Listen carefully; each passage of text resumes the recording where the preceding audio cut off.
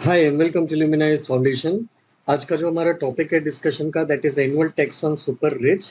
अभी रिसेंटली एक इकोनॉमिस्ट हैं, फ्रेंच इकोनॉमिस्ट, उन्होंने एक प्रपोजल दिया है कि ऐसे लोग जो बहुत ही ज़्यादा एक्सट्रीमली रिच हैं, सुपर रिच हैं, इनके ऊपर एक नया टैक्स लगाया जाना चाहिए, इनके ऊपर एक परसेंटेज ऑफ टैक्स लगाया जाना चाहिए। तो क्वेश्चन ये है, ये एक आर्टिकल आया था बहुत अच्छा, जिसमें इसी आर्टिकल को, इसी चीज़ को लेके, जिसमें इन इकोनॉमिस्ट ने एक सजेशन दिया है कि क्या हम ऐसा कोई टैक्स सिस्टम लगा सकते हैं या बना सकते हैं जो ऐसे जो अल्ट्रा रिच पीपल है, जो एक्सट्रीमली रिच पीपल है वर्ल्ड के, उनको और बेटर तरीके से टैक्स कर सके, ताकि हम जो लोग हैं, जिन लोगों के पास वेल्थ के रिसोर्सेज बहुत कम है, उन लोगों के लिए कुछ और फाइनेंसेस का रिसोर्स अरेंजमेंट कर सकें और इनकम की इनक्वालिटी को और ज़्यादा रिड्यूस कर सकें।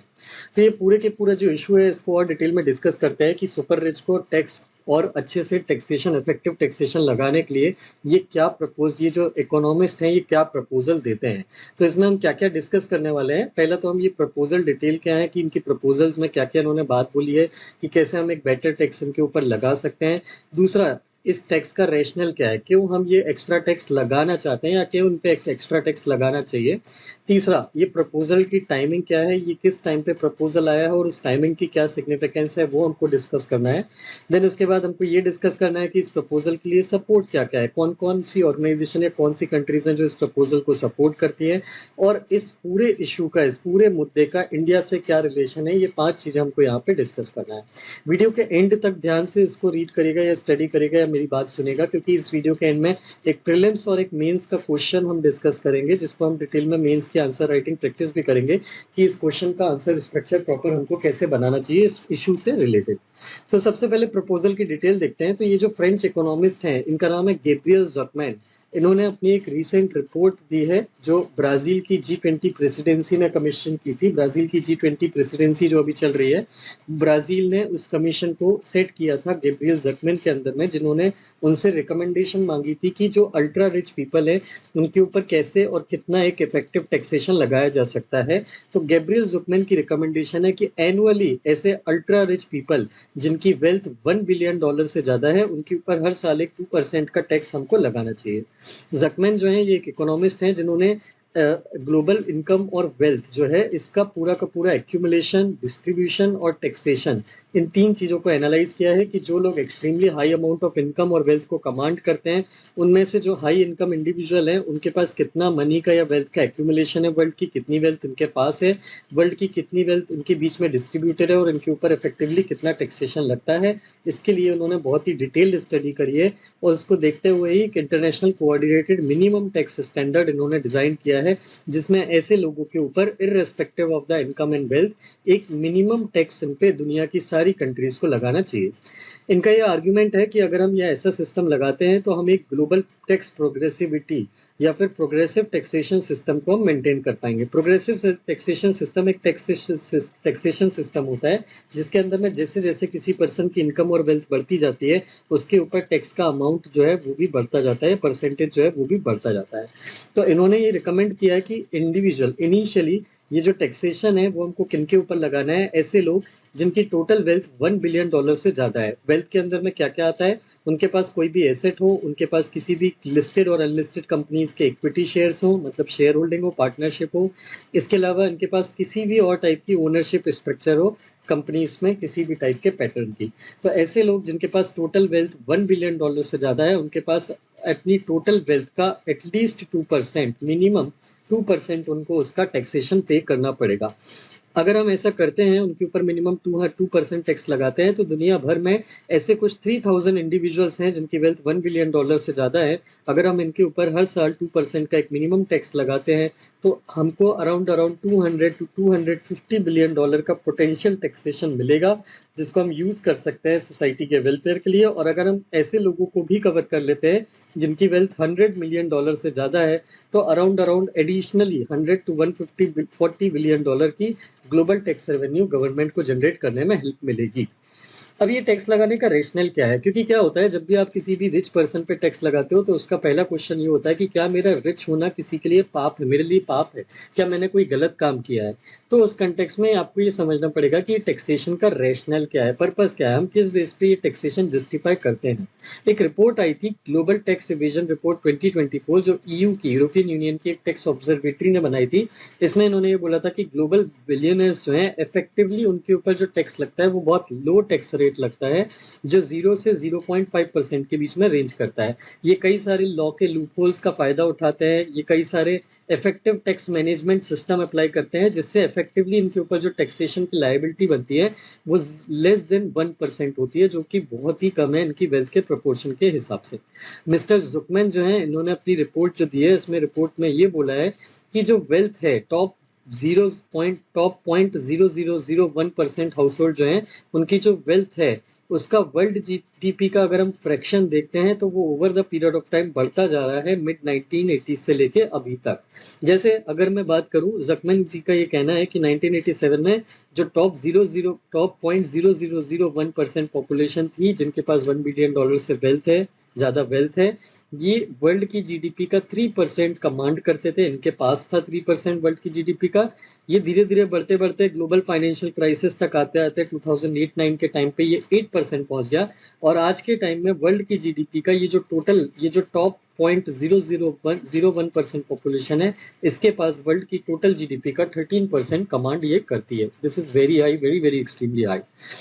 एज सच इसके अलावा एक और इम्पॉर्टेंट कंसर्निंग फैक्ट है, इनकी जो एवरेज एनुअल ग्रोथ रेट है इनकी वेल्थ का, वो इन्फ्लेशन को, अगर इन्फ्लेशन के इम्पैक्ट हटा दिया जाए तो 7.1% ग्रोथ रेट है इनकी वेल्थ का।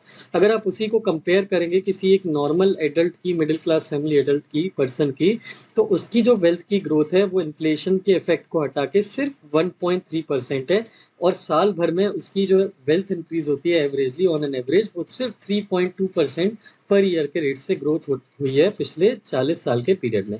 सो अगर आप देखेंगे तो एक तो इनकी वेल्थ बहुत हाई है, एक्सट्रीमली हाई है, और उसका भी 7% हर साल ग्रो हो रहा है, जबकि इसकी जो वेल्थ है मिडिल क्लास फैमिली के एडल्ट की, वो वैसे ही वेल्थ बहुत कम है, और उसका भी सिर्फ 3.2% on an average year grow हो रहा है, which is very very low. तो अगर हम प्रोग्रेसिव टैक्सेशन सिस्टम इस केस में नहीं लगाते हैं तो जो रिच पीपल हैं, ऑलरेडी जो अल्ट्रा वेल्दी रिच पीपल हैं, इनकी इनकम और वेल्थ और ज़्यादा प्रपोर्शन में बढ़ती जाएगी, और एक पॉइंट आएगा जब ये वर्ल्ड की आधी से ज़्यादा जीडीपी को कंट्रोल करेंगे, और जो बाकी की पॉपुलेशन है 99.999%, ये इनके पास बहुत कुछ खास नहीं बचेगा। ये प्रपोजल की टाइमिंग भी बहुत इंपॉर्टेंट है। ये ऑथर का या ये जो इकोनॉमिस्ट है इनका कहना है कि ये बहुत ही सही टाइम है इस टाइप के टैक्सेशन को इंट्रोड्यूस करने का, क्योंकि अक्रॉस द वर्ल्ड पिछले कुछ टाइम में ऐसे कुछ इनिशिएटिव निकाले गए हैं जो इस टाइप के जो वेल्थ के कंसंट्रेशन किए जाते हैं, गलत तरीके से लोग वेल्थ को एक्यूमुलेट करते हैं, तो उसको कंट्रोल करने के लिए कोशिश की जा रही है। जैसे कि कुछ कंट्रीज हैं, उन्होंने बहुत ज़्यादा प्रोग्रेस करी है पिछले कुछ सालों में बैंक की सिक्रेसी को कंट्रोल करने के लिए। जैसे पुराने टाइम में क्या होता था, बैंक्स जो होते थे वो अपने क्लाइंट की कोई भी इंफॉर्मेशन शेयर नहीं करते थे। इससे अगर कोई क्लाइंट उनका गलत तरीके से पैसे अरेंज करके लाया है और वो उस बैंक में अकाउंट में रखता है, तो भी वो बैंक उसको गलत तरीके से अरेंज की हुई मनी के बारे में कोई भी इंफॉर्मेशन कंट्रीज की गवर्नमेंट को रिवील नहीं करती थी। लेकिन रिसेंटली पिछले कुछ 10-15 सालों में गवर्नमेंट्स ने जैसे जैसे इन बैंक्स के ऊपर कंट्रोल टाइट किया है, इन बैंक्स को इन्फॉर्मेशन शेयर करनी पड़ रही है, जिससे लोगों ने इन बैंक्स में पैसे रखना, गलत तरीके से अरेंज किए हुए पैसे रखना बहुत कम कर दिया है। अराउंड 3 टाइम्स कम हो गया है इस टाइप की मनी जो गलत तरीके से अरेंज होती है, उनके अमाउंट में 3 टाइम्स की रिडक्शन देखने को मिली है।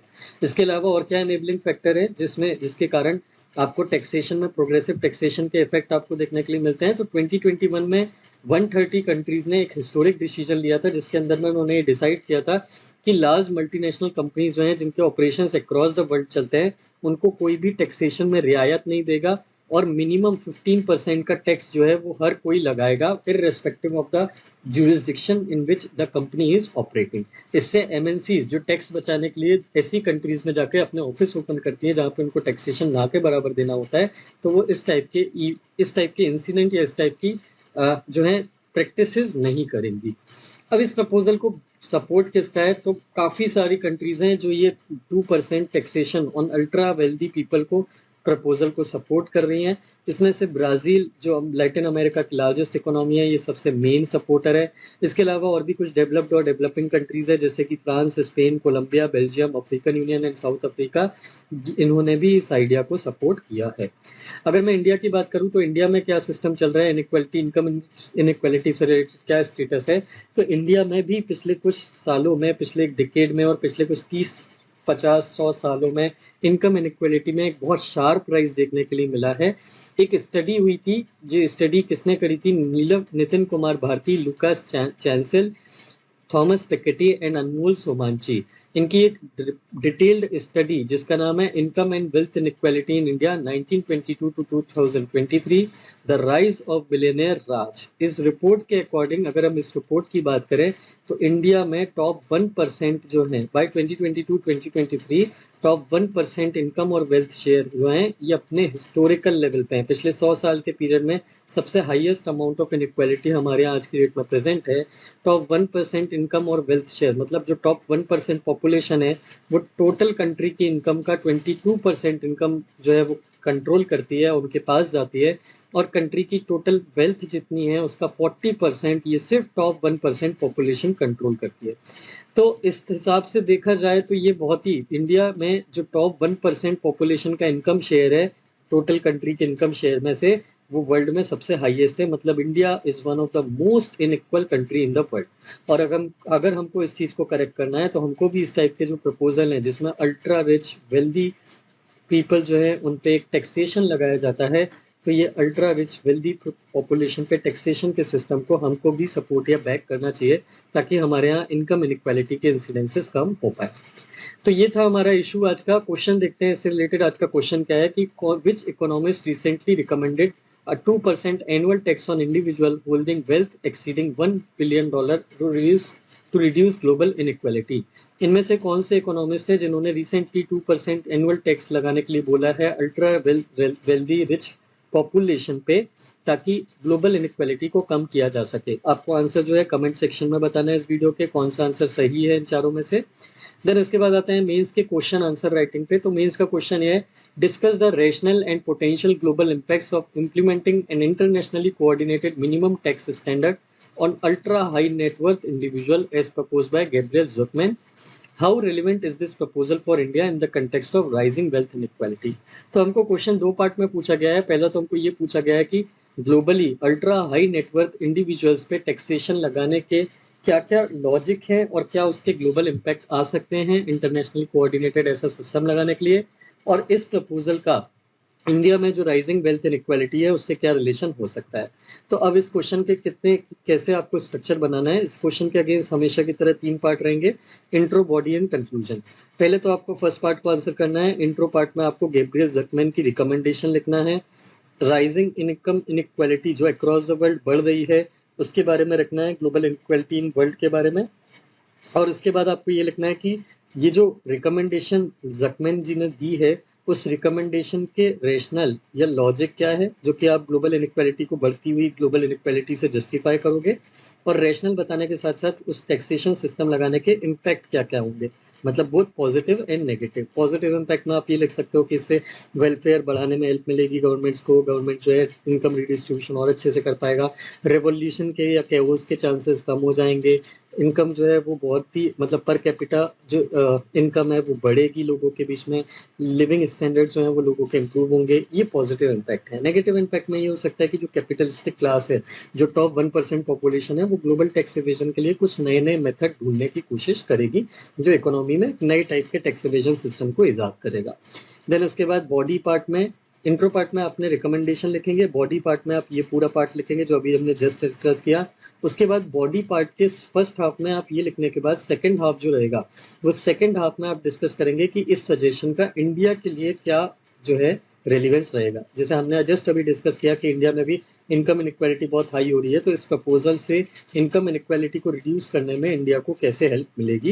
एंड लास्टली इसके बाद आपको लिखना है कंक्लूजन कि इनकम इनइक्वालिटी क्यों कमज़ोर होती है, क्यों वीक होती है, कौन सा एसडीजी गोल है जो यहाँ पे हमको हेल्प कर सकता है, जैसे no poverty, no income inequality, sustainable city, sustainable development.